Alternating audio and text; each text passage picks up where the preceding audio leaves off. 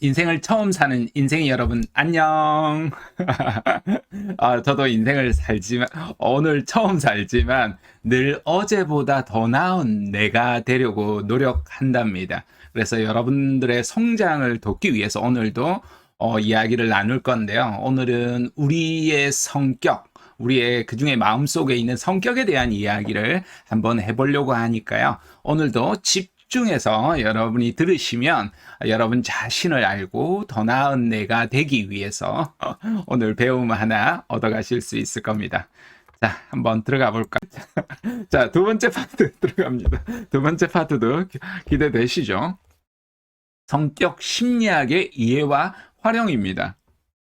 자, 성격이란 뭐냐면요. 이게 올포트라는 심리학자가 이야기한 건데, 성격은 개인의 특유한 행동과 사고를 결정하는 심리, 신체적 체계인 개인 내의 역동적 조직이다. 아주 말이 어렵지만 하나하나 제가 해석을 해볼 겁니다. 개인 심리학의 이제 대가가 되시는데요. 자, 그럼 여기에서 말한 역동적이란 말은 무엇이냐? 성격은 끊임없이 변화하고요. 성장하고 여기는 안 나오지만 때로 퇴보도 하는 거예요. 성격도. 그리고 상대적이에요. 여러분이 신입생일 때와 여러분이 대학을 그만뒀을 때와 대학을 졸업했을 때와 석사학위를 땄을 때와 박사학위를 땄을 때와 여러분이 신입사원일 때와 여러분이 임원이었을 때와 여러분이 사장이었을 때, 여러분이 아이였을 때, 여러분이 부모였을 때 다 달라진다라는 거예요. 이걸 뭐 심리학에서는 페르소나라고도 하지만 그렇게 상대적이라는 거예요. 아시겠죠? 그다음 두 번째가 심리 신체적 체계예요. 그러니까 마음과 육체가 연결이 되어 있어요.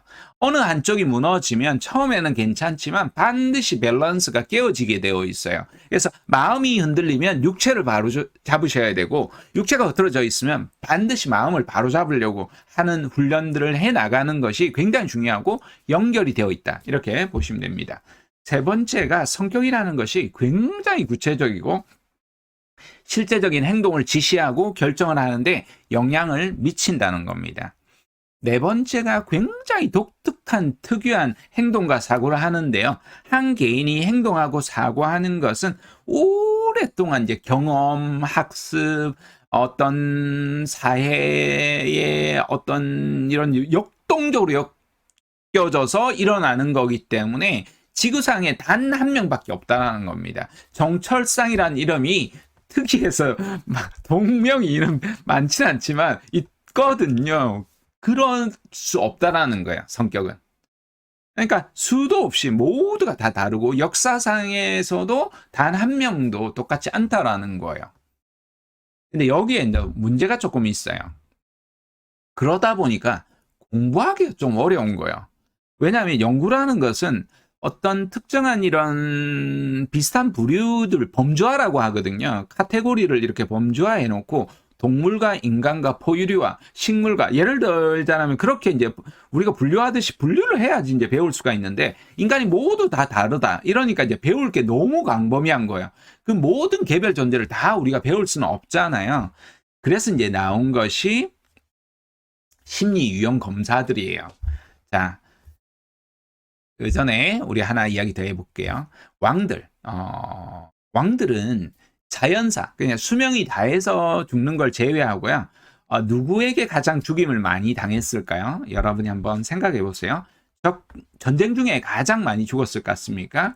아니면 부하 장병에게 가장 많이 죽임을 당했을 것 같습니까? 아니면 암살자? 아니면 친척? 아니면 가장 가까운 사람? 누굴까요? 맞습니다. 5번이 가장 많이 나오고 암살자도 이 5번이 보내는 경우가 굉장히 많죠. 그렇죠? 이런 것처럼 그런 경우가 많다라는 거예요. 왜 그러냐? 이 이야기를 김상욱 강사님이 이야기를 해 주시는데요. 여러분이 나는 당신을 봅니다. 이렇게 유튜브에서 검색을 하면 보입니다. 저는 이 것을 무엇으로 어떻게 받아들였느냐면요. 그러니까 가까운 사람에게 상처받기 쉽다라는 거예요. 그러니까 반복되는 심리적인 상처는요.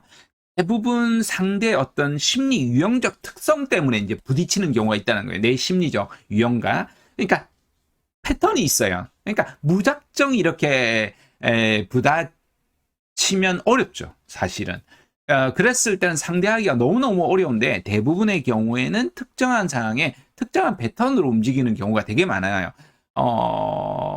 이유 없이 부닥치는 같은 것도 분석을 해보면 패턴이 있어요. 그걸 이해를 하는 것이 심리학 공부에서 엄청난 도움이 되었어요.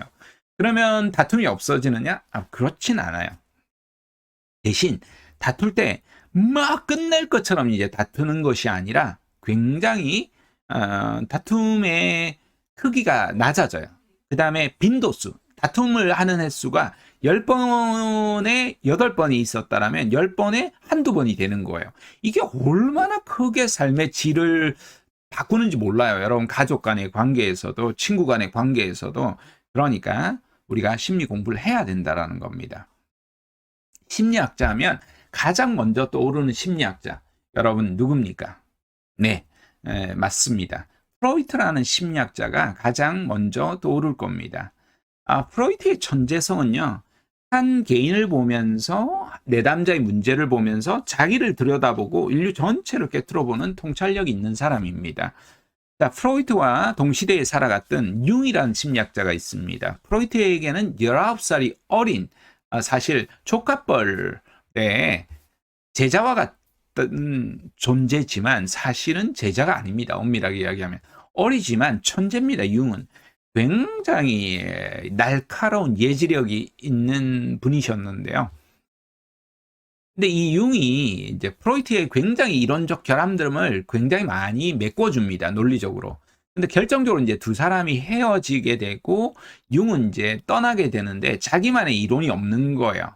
그래서 정신분석학회 이제 초대 회장을 프로이트 덕분에 하게 되었는데 정신분석학을 이제 버리게 되다 보니까 굉장히 어려움을 겪게 되고 나중에 분석 심리학의 창시자가 됩니다. 어떻게 되느냐면 3년 동안 일을 그만둡니다. 교수직도 그만두고 병원장이라는 직위도 그만두고 3년 동안 치과하면서 공부를 합니다. 그러면서 문학, 신학, 철학, 종교, 샤머니즘 이 모든 것들을 다 배우면서 인간이란 존재가 대단히 복잡하고 오묘하고 상대적이고 알아내기 어려운 존재지만 그 속에서도 굉장히 공통점이 있다는 것을 발견하게 됩니다. 그게 심리 유형 이론입니다. 융의 심리 유형 이론을 차용을 해서 미국에서 마이어스 앤 브리거스라는 모녀가 40년에 걸쳐서 만든 검사가 MBTI라는 검사입니다. 제가 여기까지 오는데 굉장히 많은 이야기를 했죠. 근데 저처럼 이렇게 잘 설명하는 사람이 여러분 만나기 어려워요. 자, 그러니까 융의 심리 유형 이론을 바탕으로 나온 검사가 MBTI라는 검사를 보면 됩니다. 여기에서 딱 하나만 나중에 바꾸게 됩니다. 행동 양식이라는 것만 이 두 분이 바꾸게 됩니다. 자, 우리가 인간 심리를 공부해야 되는 첫 번째 이유가요. 뭐겠습니까? 첫 번째가 자기 자신입니다. 우리가 나를 모르면 내가 삶의 출발점이에요. 그러니까 나를 모르면 여러분이 어떤 것도 어떤 다른 사람을 이해할 수가 없어요. 당연히 가족, 친구, 연인, 그게 직장생활 모든 부분에 어려움이 생겨요. 그리고 여러분이 얻고 싶은 성공이든 돈이든 행복이든 이 모든 것들을 알 수가 없어요. 왜냐하면 그걸 다루고 있는 사람이 다들 인간이란 존재들이기 때문에 그 내면을 알지 못하면 그들의 욕구를 알지 못하면 어려움을 겪을 수밖에 없다라는 겁니다. 이게 우리가 심리학을 공부해야 되는 세 가지 이유입니다. 제가 갑자기 좀 빨라진 거는 사실 강의 시간이 다 끝났어요, 벌써. 그래도 계속 갑니다. 강의가 너무 좋잖아요. 여기서 멈출 수 없어. 자, 여러분이 그래서 지금 아주 평소에 쓰던 손이 있잖아요. 그 손으로 자기 이름 세자를 한번 써보세요. 네, 좋습니다. 이제 반대손으로 자기 이름 세자를 써보세요. 이럴 때는 항상 잠깐 멈추고 하는 거고요. 어떻게 잘 써지십니까?